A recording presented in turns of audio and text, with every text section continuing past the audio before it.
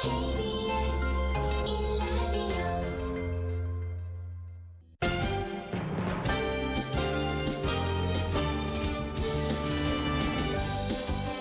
1라디오 KBS 1라디오 신성원의 오늘 세계는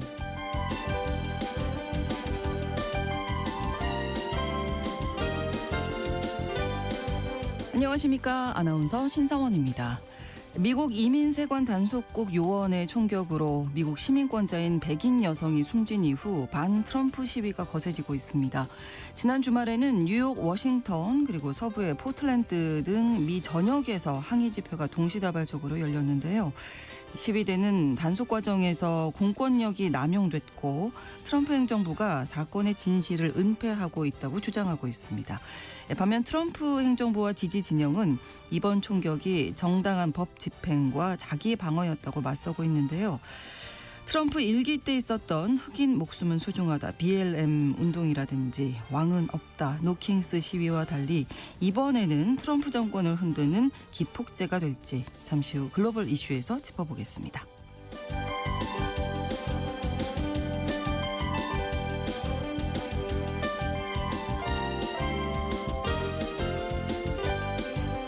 오늘 주목할 국제사회 소식 헤드라인 뉴스와 키워드로 정리해드립니다. 통신원 취재수첩 러시아 소식 준비하고 있습니다.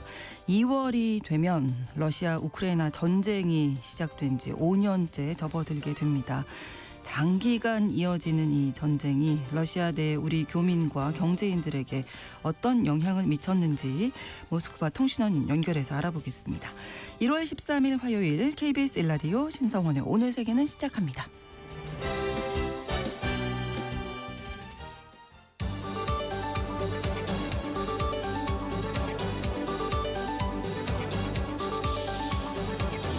오늘 세계는 헤드라인 뉴스. 이재명 대통령이 오늘 다카이치 산하의 일본 총리의 고향인 나라현을 방문해 한일 정상회담에 나섭니다. 이 대통령은 일본 매체와의 인터뷰에서 두 나라가 오해와 갈등을 최소화해 미래지향적인 협력 관계로 나아가야 한다고 강조했습니다. 지난해 10월 경주회담 이후 2달 만에 만나는 두 정상은 한일 협력 강화 방안을 놓고 머리를 맞댈 전망입니다.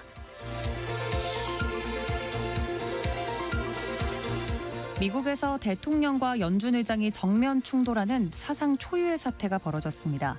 미국 법무부가 창사 개보수 공사와 관련해 파월 연준 의장에 대한 수사에 착수하자 파월 의장이 금리 인하를 하지 않은 것에 대한 보복이라며 공개 반발하고 나선 겁니다.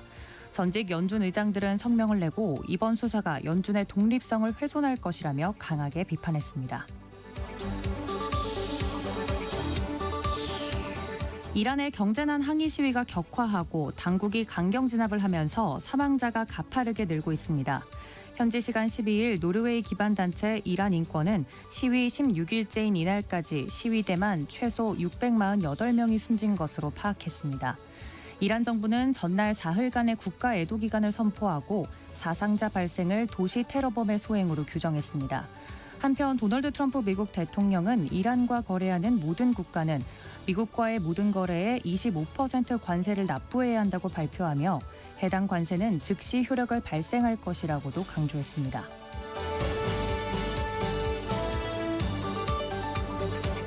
베네수엘라 당국이 지난해 연말에 이어 이탈리아인 2명을 포함한 수감자 116명을 추가로 석방했다고 밝혔습니다. 베네수엘라는 이탈리아와의 외교 관계를 대리 대사급에서 정식 대사급으로 격상하기로 합의했습니다. 이런 가운데 노벨상 수상자인 베네수엘라 야권 지도자 마리아 마차도는 교황을 아련했습니다. 교황청은 구체적인 대화 내용은 공개하지 않았지만 마차도는 성명을 통해 교황에게 납치, 실종 상태로 남아있는 모든 베네수엘라인을 위해 중재를 요청했다고 밝혔습니다.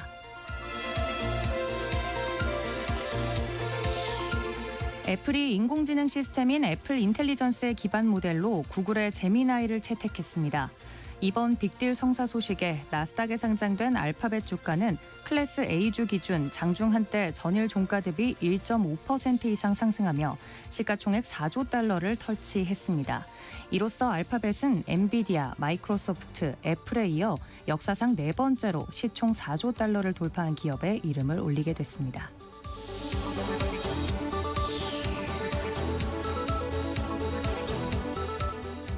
오늘의 헤드라인 뉴스 외신캐스터 도지은 씨가 전해주셨습니다. 이번에는 키워드로 정리한 국제사회 소식 살펴보겠습니다. 첫 번째 키워드, 신흥국도 아니고. 네, 미국 대통령과 중앙은행 수장이 정면 충돌하는 사상 초유의 상황이 미국에서 전개되고 있습니다. 네. 제롬 파월 의장이 자신을 겨냥한 트럼프 행정부의 형사소추 움직임을 공개하고 이를 비판하고 나섰는데요.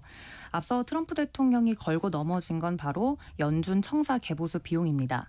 트럼프가 파월 의장을 비난할 때 주요 소재로 쓰였던 사안인데 네. 이 연준 청사의 개보수 현장을 이례적으로 직접 방문해서 27억 달러였는데 31억 달러가 됐다라면서 공사비 증액 문제를 지적했었습니다. 하지만 연준 청사 개보수 비용 문제는 어디까지나 구실일 뿐 이면에는 트럼프 대통령의 금리 인하 압박에도 말을 듣지 않았던 자신을 향해서 보복이자 압박의 성격이다라는 게 파월 연준 의장의 판단입니다. 트럼프 대통령은 취임 이후에 노골적으로 금리 인하를 연준을 향해서 압박을 이어왔는데요. 네. 기준금리가 1%까지는 낮아져야 한다라고 주장을 했지만 파월 의장은 그동안 아랑곳하지 않고 마이웨이 행보를 보여왔습니다. 연준은 트럼프 2기 중에 금리를 3차례 인하해서 현재 미국의 기준금리는 3.50에서 3.75% 수준이고요. 자신이 임명한 사람이 나의 말을 듣지 않으니까 해고까지 검토했던 것으로 알려졌고요. 파월 의장 후임을 물색하는 과정에서도 굉장히 거친 표현으로 비난을 일삼기도 했습니다. 네.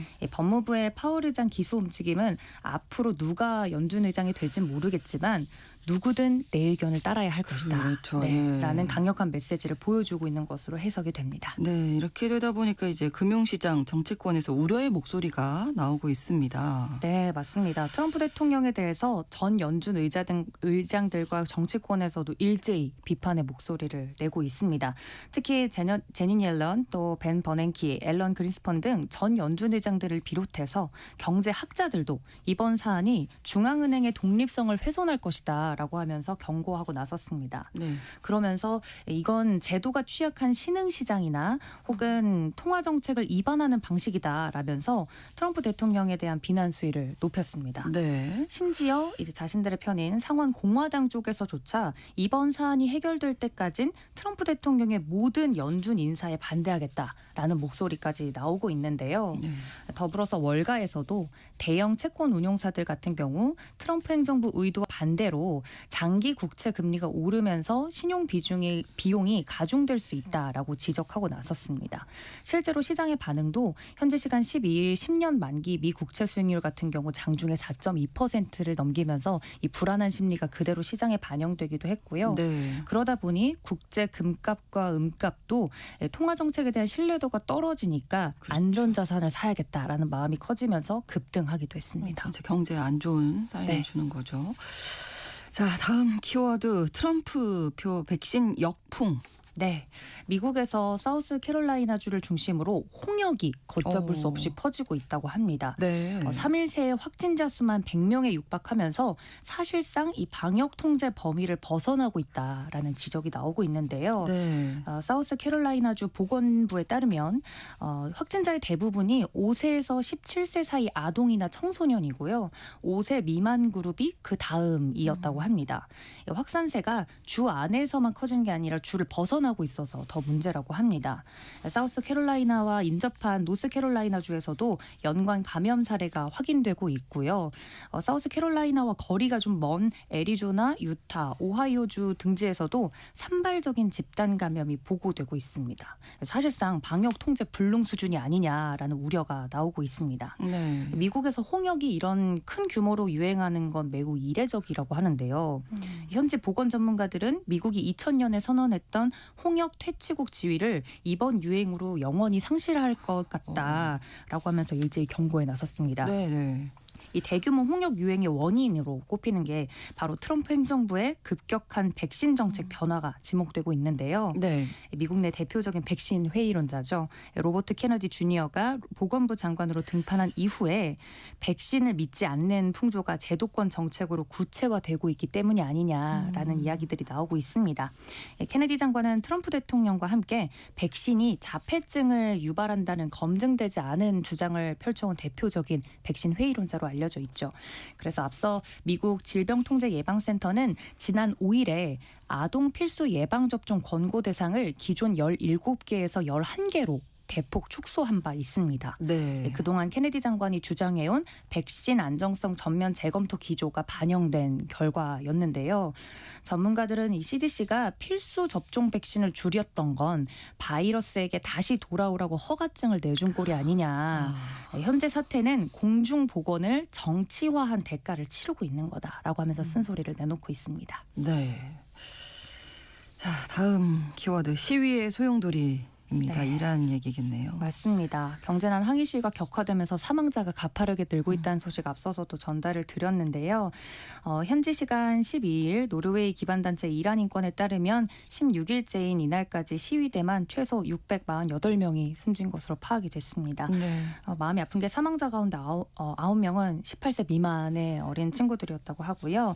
이란 인권은 이 수치가 직접 확인했거나 독립된 2개의 기관을 통해서 검증된 사망 사례만 집계한 거고 일부 추산에 따르면 6천 명 이상이 숨졌을 가능성이 있다라고 언급을 했습니다. 네.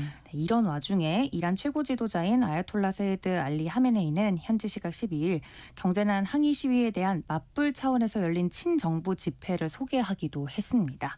하메네이는 SNS에 정부 지지자들이 운집한 사진을 함께 올리면서 네. 이란 국민들은 강인하고 깨어있다. 여러분이 위대한 업적을 통해 역사적인 날들을 만들었다라고 지지층들을 독려하고 나섰습니다. 네. 세계 각국에서 이란 정부 압박하기 위한 조치도 잇따른다고요? 네, 우선 유럽의회가 이란 외교관들의 유럽의회 출입을 전면 금지하기로 했습니다.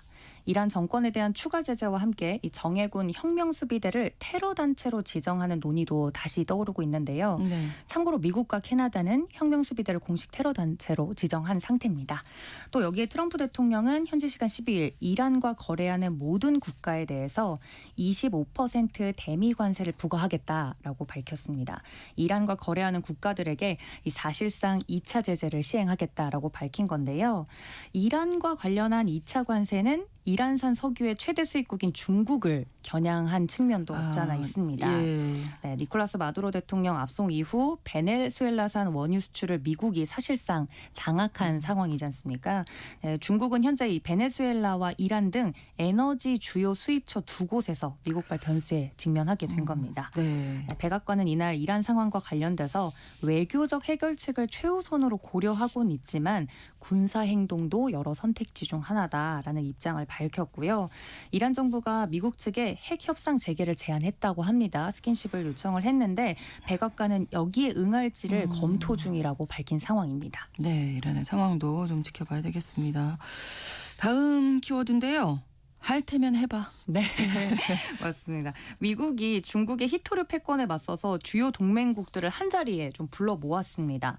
오늘 워싱턴에서 열린 주요 7개국 핵심 광물 회의는 미국을 비롯해서 7개 회원국은 물론이고요. 우리나라와 또 인도, 호주, 유럽연합, 멕시코도 참석을 했습니다. 네. 이번 회의는 중국의 히토류 공급망 장악에 대응하기 위해서 모인 건데 중국의 히토류 패권 속에서 핵심 광물 공급 문제가 시급한 과제다라는 점을 서로 공유하고 어떻게 해결해야 될지 그 해결책을 논의하는 자리였다고 합니다. 네. 네, 미국은 이번 회의를 계기로 중국 의존도를 낮추기 위한 동맹국 간 공조를 본격화하겠다라는 구상이었는데 중국이 히토류 공급 압박이 계속되고 있는 가운데 가장 그 끝에서 맞서고 있는 일본 같은 경우는 네. 중국 의존도를 어떻게든 줄이기 위해서 이 심해 해토류 채굴에 본격적으로 나서기도 했다고 합니다. 근데 여기에 중국은 가능성이 매우 희박하다라면서 콧방귀를 낀 겁니다. 아, 그래서 이제 할 테면 해봐 맞습니다. 나왔네요. 네. 심해 채굴 자체도 어렵고 그렇죠. 설령 캐내더라도 정제나 가공은 우리 아니면 누가 할 건데 네. 라면서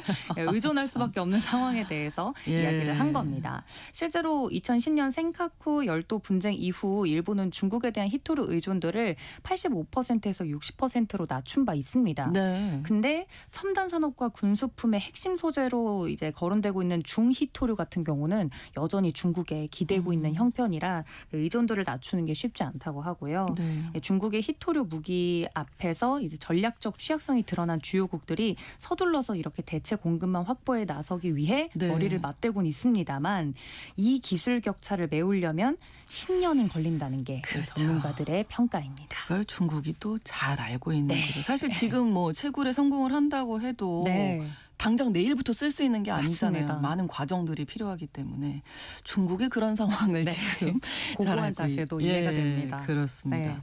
자, 다음 키워드인데요. M7 일변도의 끝.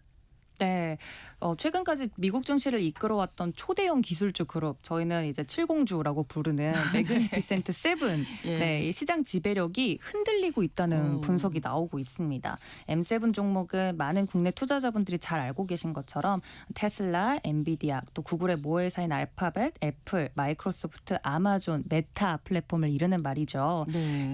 국내에서 이제 해외에 투자하시는 많은 투자자분들이 한국 예탁 결제원에 따르면 이 한국 투자자들이 이 종목들을 보유한 금액이 지난 8일 기준으로만 634억 1천만 달러, 우리 돈으로 약 93조 원에 달하고 있다고 합니다. 그렇군요. 정말 많이 투자를 하고 계시는 네. 건데 이 블룸버그에 따르면 M7 종목 대부분이 작년 한 해 S&P 500 지수의 상승률이었던 16%를 밑도는 성적을 내놨다고 합니다. 그렇군요. 이 블룸버그 자체가 만들고 있는 블룸버그 매그니피센트 7 지수 같은 경우는 같은 기간 동안 25% 정도의 상승률을 보이긴 했습니다만 왜 올랐는고 하고 보면 알파벳이나 엔비디아 같이 잘 가는 형님들이 갔기 때문에 이 정도의 성적이 나왔다고 합니다. 네. 올해 첫 증시 개장 때에도 이 M7 지수가 0.5% 오르는데 그쳤는데 S&P 500 지수 상승률은 1.8%였거든요.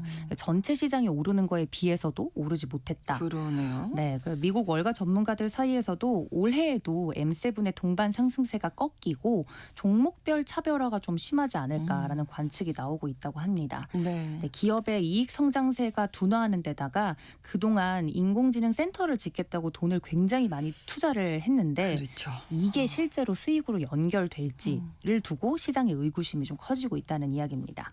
그래서 그 중에서도 좀 위로할 만한 건 M7의 현재 기업 평가의 과열 상태가 아니라는 점은 긍정적이긴 합니다. 네. 네, M7의 지수의 12개월 선행 주가 수익 비율은 29배 수준인데요. 2020년대 초반 한때 40배를 웃돌았던 거와 비교하면 네, 많이 낮아진 수준이긴 이때가 합니다. 너무 좋았네요. 맞습니다. 그래서 뭐 선행 주가 수익 비율 같은 경우는 앞으로는 회사가 1년 동안 벌어들일 주당 순이익과 비교해서 주가가 고평가되어 있는지 저평가되어 있는지인데 말씀 주신 것처럼 그때가 약간 좀 비정상적이었던 게 아닐까라는 생각도 들고요. 네. 시장에서 소위 잘 나가는 친구들의 리스트는 시대에 따라서 바뀌어 왔는데 변화의 조짐이 보이고 있어서 투자자들이 긴장하고 있습니다. 네. 자, 다음 키워드 Be good. 착하게 살자. 네. 이거는 정말 불변의 진리죠. 착하게 살아야 됩니다. 맞습니다. 저도 입버릇처럼 착하게 살아야 된다고 자꾸 요즘 이야기하게 예. 되는데요. 현재 시간 11일 미국 로스앤젤레스에서 제83회 골든글로브 시상식이 네네. 열렸습니다. 뭐 거기서 캐대헌, K-팝 데몬 헌터스 같은 경우는 애니메이션상과 주제가상 맞습니다. 이거나 저희도 소식 전해드렸었는데요. 맞습니다. 네. 이렇게 축제 장에서 배우들의 옷깃에 이 하얀 바탕에 검은 글씨로 Be good, 착하게 살자라는 글씨가 써져 있는 배지가 또 눈에 띄었습니다. 네. 이 Be good은 지난 7일 미네소타 미니애폴리스에서 이민세관 단속국 아이스 요원의 총에 맞아 숨진 37살 여성 르네 굿을 기리는 문구라고 하는데요. 아이스의 과잉 단속에 대한 항의의 뜻을 담은 규탄 배지로 풀이가 됩니다. 네. 디즈니 마블 영화 어벤져스 시리즈에서 헐크 역으로 사랑을 받았던 배우 마크 러팔로 또 진 스마트 등 여러 유명 배우가 이 비굿 배지를 달고 나왔는데요. 네. 여기에 이제 팝스타이자 배우인 아리아나 그란데도 아이스 아웃이라고 쓰여 있는 배지를 달고 나왔다고 합니다. 미국 전역에서 르네굿 사망 사건에 항의하는 대규모 시위가 열리고 있는데 배우들도 이를 지지한다는 뜻을 밝힌 것으로 보입니다. 특히 이 배지를 달고 수상 소감을 전한 배우 진 스마트는 배우들이 이런 기회에 사회 정치적 이슈를 이야기하는 걸 좋지 않게 보는 사람들이 있다는 걸 나도 안다. 하지만 나는 지금 여배우로서가 아니라 시민이자 한 아이의 어머니로서 이야기를 하고 있다라고 말을 해서 눈길을 끌었습니다. 네. 실제로 숨진 르네굿은 세 아이의 엄마였고 막내 아들을 초등학교에 등교시키고 돌아가다가 해당 사건을 당한 것으로 알려져 있는데요. 트럼프 행정부는 아이스 요원의 정당방위였다라는 입장을 내놓곤 있지만 네. 무리한 단속과 공권력 남용이었다는 비판도 이어지고 있습니다. 여기에 이튿날 또 오리곤주 포틀랜드 불법 이민자 단속 과정에서 총격으로 2명이 또 다치는 사건까지 연속적으로 일어나면서 그러니까요. 트럼프 행정부의 강력한 이민 단속 정책에 대한 반발의 목소리가 커지고 있는 가운데 배우들의 행보까지 눈여겨볼 만할 것 같습니다. 네. 그래서 지금 트럼프 반대 시위 계속되고 있는데 과연 이게 또 어떤 영향을 미칠지 잠시 후 글로벌 이슈에서 이 이야기 또 자세히 다뤄보도록 하겠습니다. 헤드라인 뉴스와 키워드 외신캐스터 도지은 씨와 함께했습니다. 오늘도 고맙습니다. 고맙습니다. KBS 라디오 신성원의 오늘 세계는 1부 마무리하겠습니다. 11시 30분부터 일부 지역에서는 해당 지역 방송 보내드립니다. 글래디스 나이트 앤 더 핍스의 Midnight Train to Georgia 함께 듣겠습니다.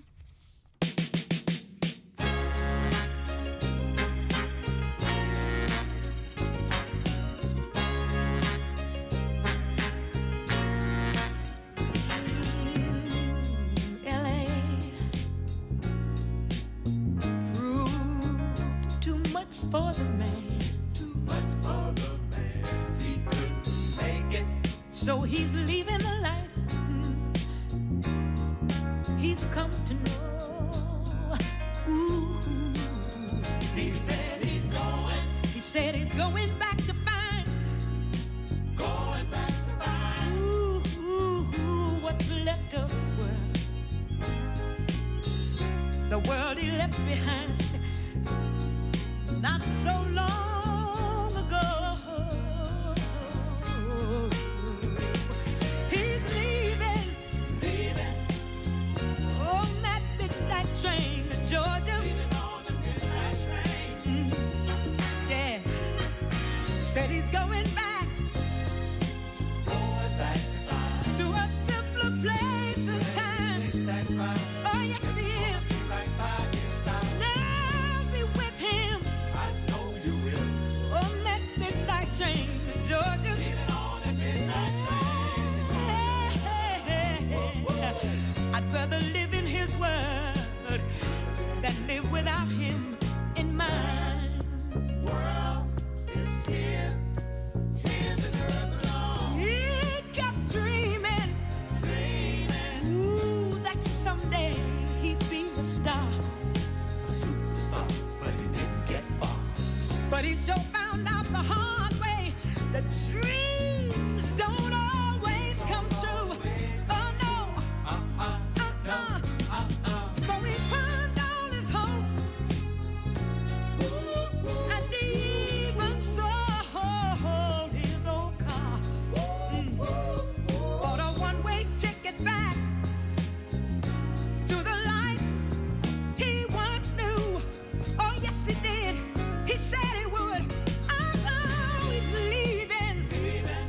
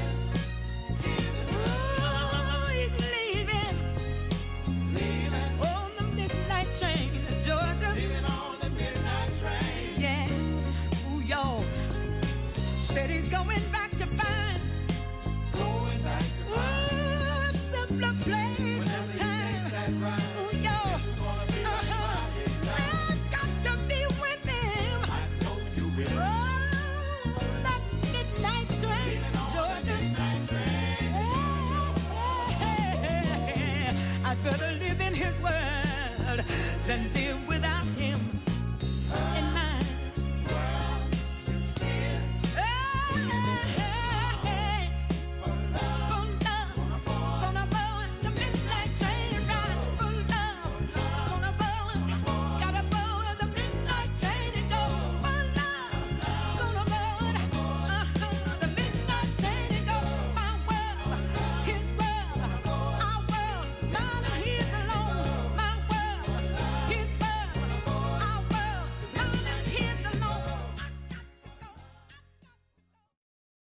지금 시각은 11시 30분입니다. KBS Ladies and gentlemen. 국제사회의 다양한 뉴스를 한눈에 KBS 1라디오 신성원의 오늘 세계는 세계를 바로 보는 최소한의 투자입니다.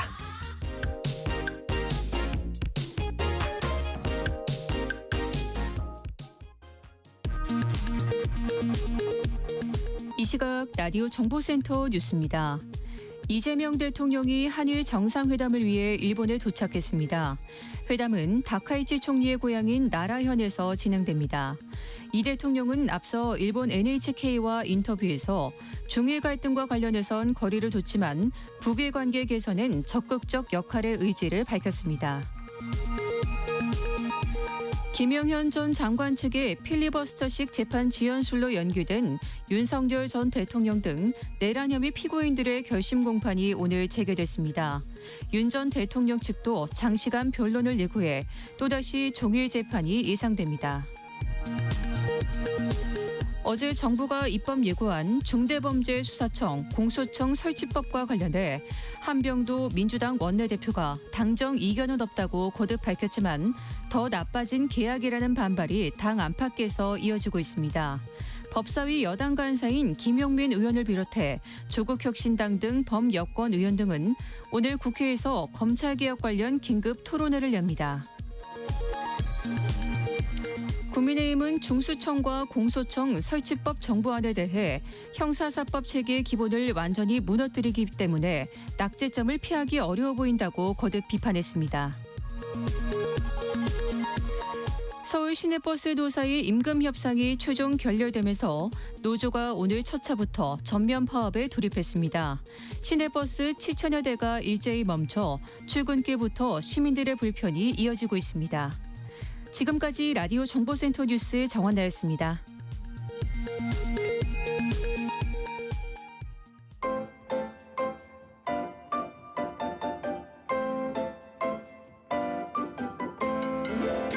통신원 취재 수첩.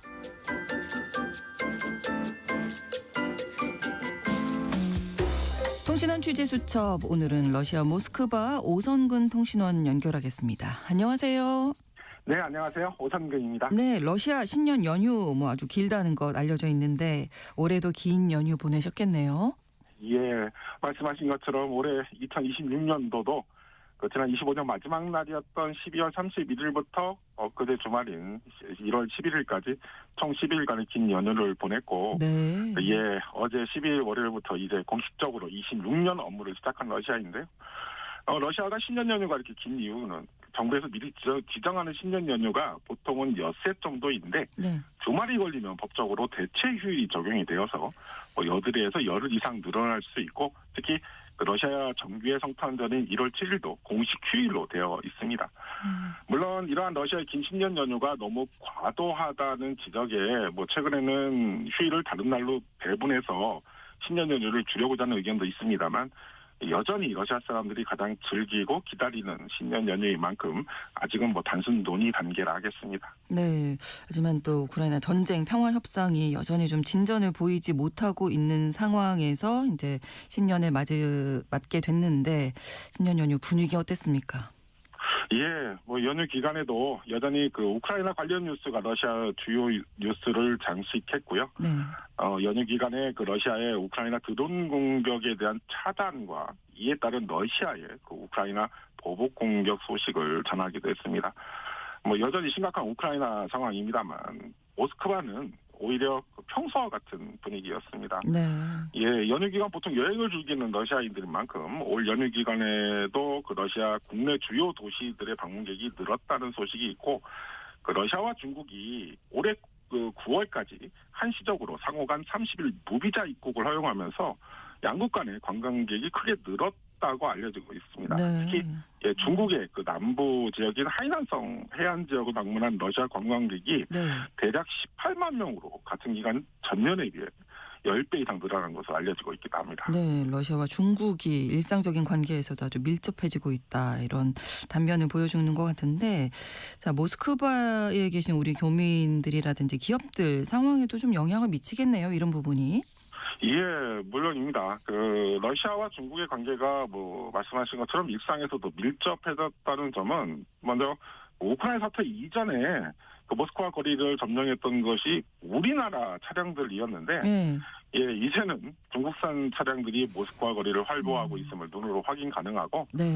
모스크바 거리 곳곳에 중국 음식점들이 넘쳐나고 있다는 점도 특징인데, 이 중국 음식점들의 특징이 그곳을 방문하는 중국 사람을 상대로 장사하는 경우가 많다는 점에 중국 음식점들의 증가는 곧 모스크바를 방문하거나 생활하는 중국인들이 크게 늘었다는 점을 대변한다 하겠습니다. 그렇겠네요. 예, 상황이 이런 만큼 모스크바에서 활동하고 있는 우리 기업들이나 뭐 모스크바 우리 교민들의 상황은 뭐 경제적으로도 많은 어려움이 있는 것이 사실입니다. 지난 시절 뭐 다양한 위기를 러시아에서 거쳐왔지만 어려움이 장기화되고 있는 상황에 뭐 이제 이곳 생활을 정리하고 뭐 한국으로 귀국하거나 또는 그 최근 주목받고 있는 중앙아시아 국가로의 이동을 고려하거나 옮겨가는 경우도 늘어나는 것도 사실입니다. 네. 예, 물론 우리 식품 기업과 한국 음식, 뭐 그리고 화장품 또한 다양한 한국 문화 관련 상품들이 여전히 러시아에서 주목받고 인기를 끌고 있습니다만, 뭐 앞으로 러시아와 모스크바의 한인 사이도 재편될 것이라고 예상하는 분들이 많은데요. 네. 예, 실례로 현재 그 모스크바에 한국인이 직접 운영하는 한식당이 현재 6, 7곳 정도로 예전에는 15곳 이상이었는데 이제 뭐 절반으로 줄었습니다. 그런데 네. 북한의 경우에는 작년에 연속으로 문을 연 2곳의 북한 식당을 포함해서 모스크바에서 이미 3곳의 북한 식당이 영업 중인데요. 뭐 이 점도 현재 변화된 상황들을 뭐 대변한다 하겠습니다. 네. 그리고 러시아 방문할 때 해외 로밍폰에 대해서 24시간 차단 조치가 시행되고 있다고 하는데 이게 어떤 내용입니까? 예. 그 러시아가 취하고 있는 여러 제한 조치들이나 뭐 사전의 허가 사항들을 몇 번 전해드린 적이 있습니다만, 네. 예, 최근에는 그 러시아 당국이 정확히 말하면 러시아 당국의 조치에 따라 러시아 통신사들이 해외 로밍폰에서의 러시아에서 연결 시 최초 24시간 동안 이용을 제한하는 조치를 취하고 있는데요. 예, 그 이유는 일단 그 우크라이나 드론 공격이나 뭐 테러 활동에 대한 대비로 원격 조정을 원천 차단한다는 이유로 알려졌고, 뭐 이에 로밍폰 연결이나 데이터 연결이 러시아 입국 시 바로 작동되지 않아서 예. 당장 공항에서 택시를 잡는 것조차 불가능할 수 있는 상황입니다. 예. 예, 물론 주변에서 누군가는 뭐 한국에서 이심이라는 것을 구매해서 와서 바로 연결되었다고도 하고, 또는 누군가는 뭐 24시간이 지났는데도 연결이 되지 않는다고 하소연을 전하기도 합니다만, 예, 러시아 방문 시 해외 로밍폰으로 바로 데이터 연결이 어려울 수 있다는 점을 꼭 염두하셔야 하고, 이에 그 러시아 방문을 예정하신다면 지인에게 마중을 부탁하는 것이 어찌 보면 가장 안전한 방법이 될 듯합니다. 네, 혹시 러시아 방문 계획 있으신 분들 꼭 알아두실 점 어떤 게 있을까요? 그러면 예, 뭐 일단 뭐 비자나 마스터로 대표되는 국제 결제 시스템이 러시아에서 여전히 작동되지 않아서 한국에서 사용하던 카드로는 결제가 불가하고, 네. 뭐 이전에 전해드렸습니다만 예전에는 장기 체류자도 러시아 현지폰 개통이 가능했지만 이제는 여러 등록 절차와 서류가 필요해서 현지폰 개통이 거의 불가능해서 이에 따른 은행 계좌 개설도 불가능한 만큼 뭐 소정의 루브라 현금을 미리 준비해서 방문할 것을 꼭 염두에 두셔야 할 듯합니다.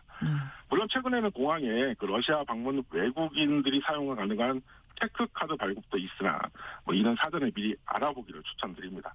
또한 이전에 한번 구체적으로 전해드렸습니다만 올해 하반기부터는 현재 시범 운영되고 있는 무비자로 러시아 방문 시 방문 전 72시간 전에 사전 등록을 하는 제도, 즉 무아이디 제도가 공식 시행될 예정이라는 점도 염두에 두셔야 할 듯합니다. 네, 알겠습니다. 오늘 소식 고맙습니다.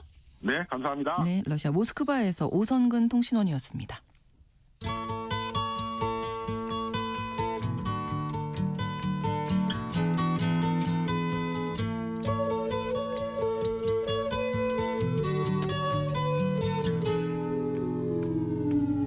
Here comes the 현지 시각 7일 미국 이민세관 단속국 요원의 총에 맞아서 미국 시민권자 여성이 사망한 이후 그 파장이 커지고 있습니다. 항의 시위가 미국 전역으로 번지고 있고요. 사건이 벌어진 미네소타주 정부와 미네아폴리스 시 당국 그리고 트럼프 행정부 간의 대립이 심해지고 있습니다. 글로벌 이슈 이번 사태가 미국 정치 지형에 어떤 영향을 미칠지 살펴보겠습니다. 오늘도 한겨레 신문 정의길 선임 기자와 함께합니다. 어서 오십시오. 네, 안녕하세요.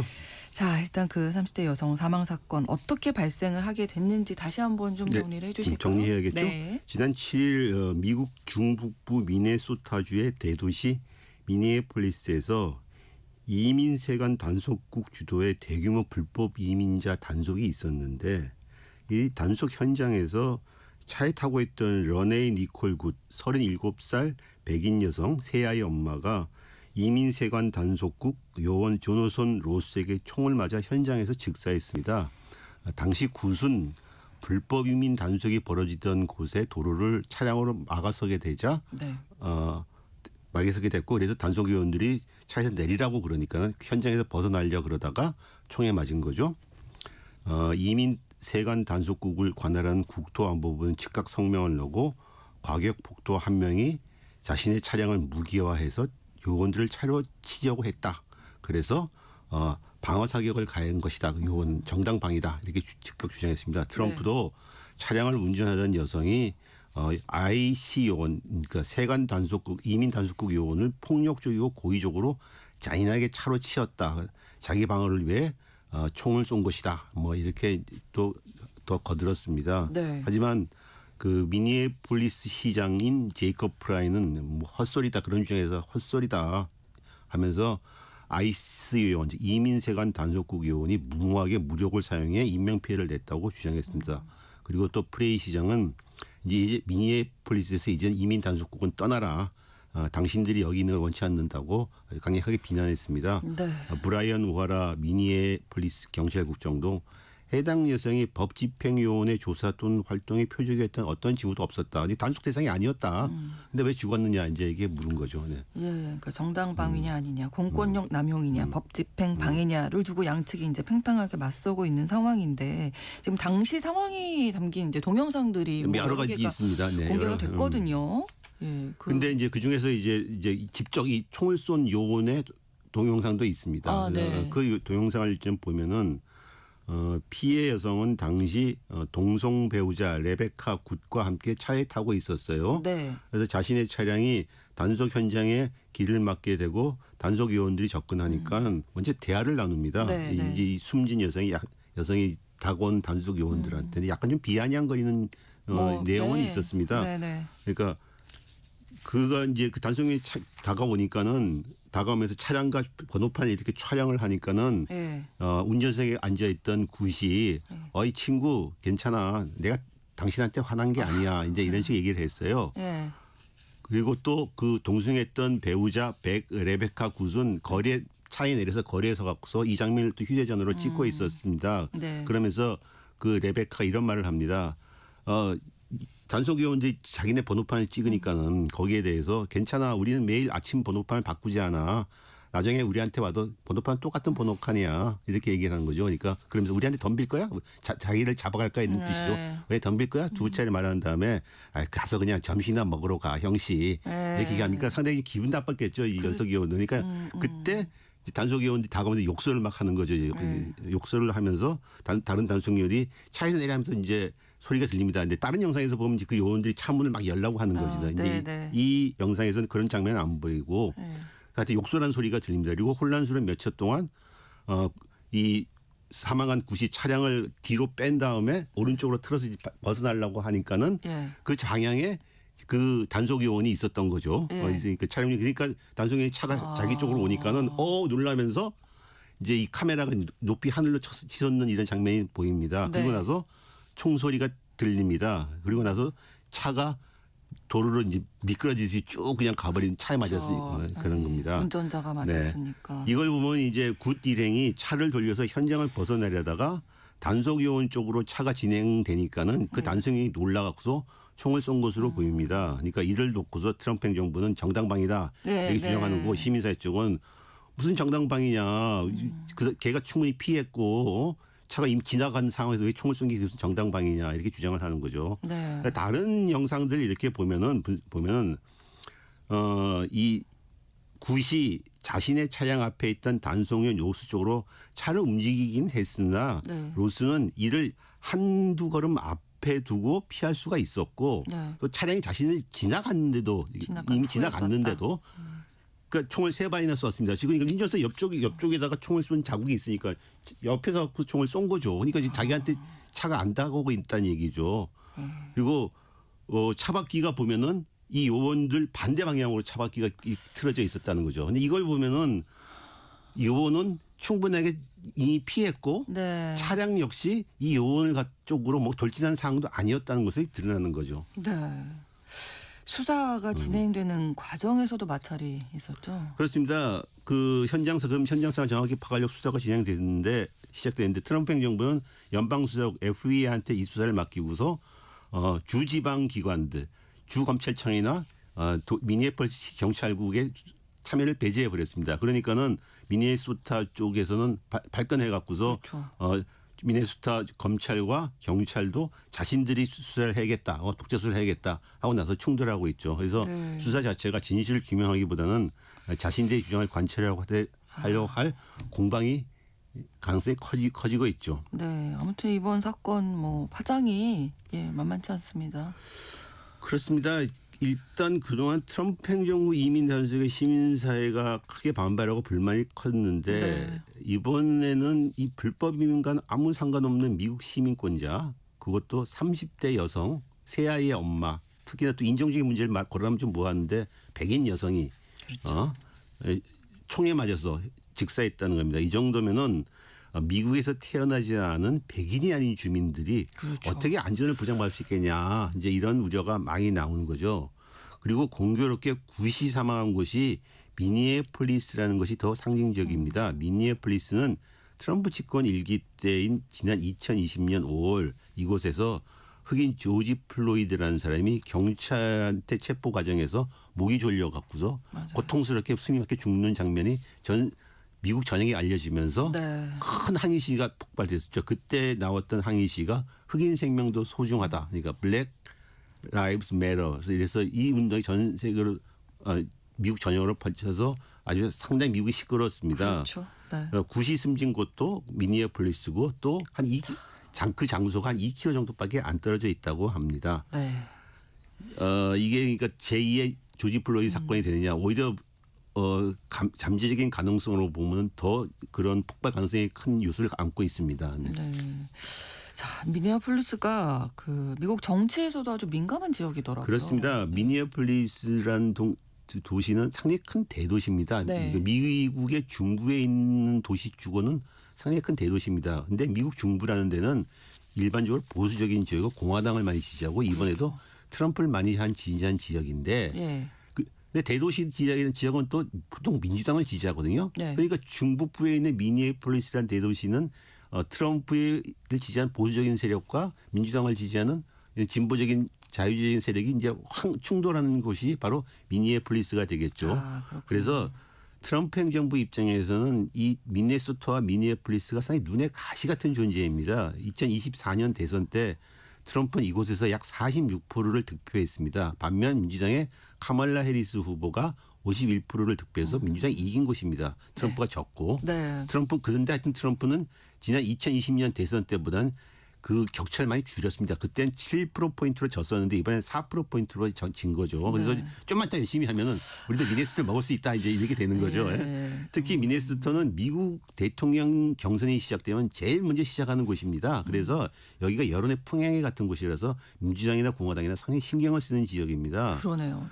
또 지난 대선 때 미네소타 주지사 팀 월즈가 카말라 해리스 후보의 러닝메이트 부통령 후보로 나왔습니다. 그래서 트럼프 때리기에 가장 앞장섰습니다. 아주 이 사람 말라 재밌게 하는 사람이라서. 그러니까 이번에 그래서 이제 이 트럼프는 이번에 미니애폴리스 이민 단속을 상당히 말을 많이 했습니다. 거기 소말리아 이민 공동체가 아주 사기치고 있다 그러면서 그래서 이번에 구술 삼은케 한 이민 단속도 최대 규모고 스스로 아이스 쪽도 최대 규모 밝혔습니다.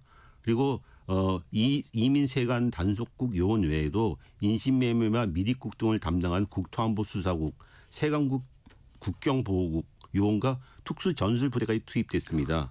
그러니까 도심 곳곳에서 차량을 세우고 불신 검문을 하고 그러니까 굳이 사망한 것이 어찌 우연한 일은 아니죠. 그렇게 보면요. 네. 그러네요. 그 미니애폴리스의 소말리아 이민자 사회에 대한 단속에서 그러니까 어떻게 보면 문제가 있었다. 그렇죠. 그 문제가 지금 트럼프 행정부 그리고 특히 트럼프가 아주 새로 대통령 치고 나서부터 계속 문제를 삼았습니다. 네. 소말리아는 알다시피 내전이 지금까지도 벌어지고 있어서 많은 사람들이 미국으로 세계로 많이 나왔고 그중 일부가 미국으로 왔습니다. 그래서 네. 미네소타에 이상하게 소말리아 이민자들이 많이 몰려 삽니다. 그래서 미네소타에 한 11만 명이 산다고 합니다. 네. 그중에 8만 5천 명이 대도시인 이 미니애폴리스에 몰려 삽니다. 그래서 트럼프가 이 소말리아 이민 근처 사회를 지속적으로 공격해 왔습니다. 작년 11월에 소말리아 이민자들에게 부여되는 임시보호 신분 TPS라고 하는데요. 이걸 즉각 종료하겠다고 선언하고 다시 소말리아로 가라 이렇게 명령을 했습니다. 물론 그렇다고 해서 이 사람들이 갈 수는 없는 거니까. 그렇죠. 이제 체류 자격을 취소해버린 거죠. 그리고 12월 국무회의에서는 소말리아 이민자들이 쓰레기다 이렇게 하면서 이런 쓰레기들을 계속 받아들이면은 미국은 나쁜 길을 갈 것이다 하고 좀 대통령답지 않은 말을 갖다 물론 트럼프가 대통령답지 않은 말을 한두 번 한 건 아니지만 단어를 좀 특히 이제 초점을 잡고 문제를 잡고 있는 게 소말리아 이민자 사회에서 미국이 제공한 복지급여를 사기를 쳤고 돈을 횡령하고 있다. 실제 좀 이런 일이 있었습니다. 그래서 대대적으로 공격하면 대대적인 수사에 착수하고 있습니다. 약 2억 5천만 달러 정도가 이렇게 돈이 국가 세금이 남용됐다라고 주장하면서 수사를 하고 있습니다. 네. 그래서 팀 월즈 주지사가 삼선 출마를 공언했다가 이 사건 때문에 아주 도중에 얼마 전에 포기를 했었습니다. 또 하나는 소말리아 출신의 하원 의원인 진보적인 일한 오마르라는 민주당 의원이 있습니다. 이 의원이 트럼프 공격에 상당히 앞장선 의원인데 그렇기 때문에 트럼프도 이 일한 오마르를 상대로 해서 미국을 증오하는 사람이다. 그녀를 추방시켜버려야 된다고 계속 공격해 왔었습니다. 그렇군요. 이 사건으로 시작된 항의 시위가 지금 미국 전국적으로 번지는 양상이에요. 그렇습니다. 구시삼하고 나서 또 공교롭게도 오리건주 포틀랜드에서도 또 단속인이 총을 쏴서 2명이 부상을 당했습니다. 포틀랜드 역시도 미니애폴리스와 마찬가지로 이민 단속이 아주 극심하게 벌어지던 곳이었습니다. 그래서 지난 주말에 미국 전역에서 아이스 아웃 포 굿이라고 하는 명칭의 시위가 전국적으로 열렸습니다. 이 말 그대로만 보면은 두 가지 중의적인 의미가 있는데요. 즉 구슬 위에서 아이스 이민 세관 단속국 물러나라 그렇죠. 꺼져버려라는 뜻도 있고 또 하나는 이민 세관 단속국은 영원히 꺼져버려라. 그렇죠. 그러니까 포굿이라는 뜻이 영원이라는 뜻도 있으니까 중의적인 표현으로서 써갖고서 전국적인 주말에 시위가 열렸습니다. 네. 트럼프를 반대했던 지난해 노킹스, 미국에는 왕이 없다는 노킹스를 주재했던 인디비저블이나 전민 노동자 조직 네트워크 등이 주축이 되고 이끌고 있었습니다. 한 1000건 정도의 시위가 벌렸다고 합니다. 네.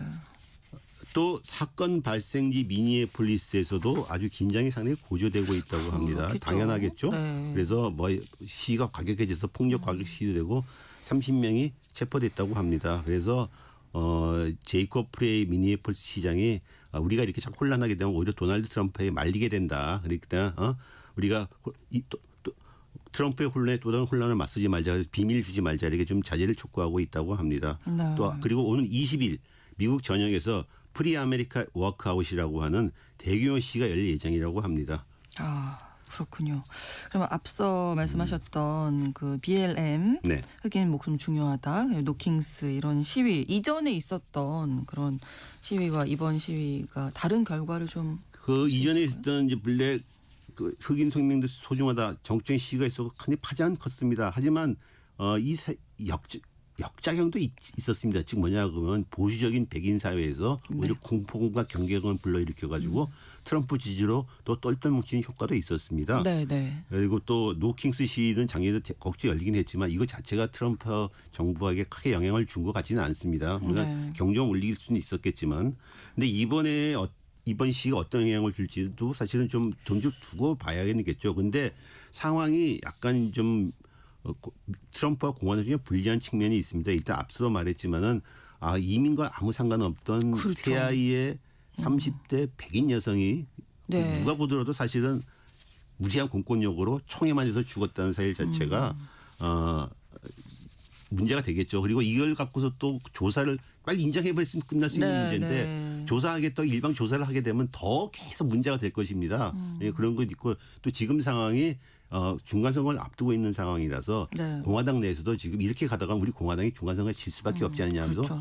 의원들이 이탈이 심합니다. 최근에 베네수엘라를 더 이상 분석해서 안 된다는 거에 대해서 미국 공화당 의원들이 가설해서 결의를 통과시켜 버렸습니다. 네. 이런 사건이 계속 있어가지고 이 진상을 놓고서 계속 공방을 벌인다는 것 자체가 트럼프한테는 호재가 아니 오히려 너무 늦게 빠질 불리하죠. 수 있다고, 예. 수 있다고 봅니다. 그래서 트럼프로서는 빨리 벗어나고 싶어하겠죠. 그리고 시기가 격화되면은 상당히 타격이 있지 않겠냐 이런 네. 분석이 나옵니다. 네. 하지만 또 강하게 지금 얘기를 계속 하고 있잖아요. 오히려 정당방위다. 그러니까 그렇습니다. 그러니까 이제 정당방위다 계속 얘기를 하고 있고 그리고 예. 더 밀리지 않으려고 오히려 또 그 미니애폴리스에서도 지금도 계속 맞불을 놓으면서 단속 네. 시위를 하고 있습니다. 그러니까 그런 것 자체가 계속 공방도 과열되고 그렇다고 또 트럼프 여기 빠질 수도 없는 거고 약간 이제 진퇴양난 같은 상황에 빠지는 거죠 트럼프로서는. 네. 민주당으로서는 이제 중간선거 앞두고 있기 때문에 있으니까 오히려 더 강하게 푸시할 것으로 봅니다. 네. 예. 어떤 선택지가 많지는 않을 것 같은데요. 예. 트럼프로서는 그렇습니다. 알겠습니다. 과연 다시 불붙은 이 트럼프 반대 시위 미국 전역으로 펼쳐지고 있는데 트럼프 정부를 흔들 수 있는 그런 기폭제가 될지 계속해서 좀 지켜보도록 하겠습니다. 20일에 또 다음 주네요. 다음 주 화요일에. 다음 주에 미국 미국 전역에서 프리 아메리카 워크아웃이라는 네. 대지적인 시간입니다. 아마 약간 좀 변곡점이지 않겠나. 이 시기가 어느 쪽으로 할 것인가 그렇죠. 알 수 있을 것 같습니다. 네. 그렇습니다. 글로벌 이슈 한겨레 신문 정의길 선임 기자와 오늘도 함께했습니다. 고맙습니다. KBS 1라디오 신성원의 오늘 세계는 마치겠습니다. 내일 오전 11시 5분에 다시 뵙겠습니다. 고맙습니다.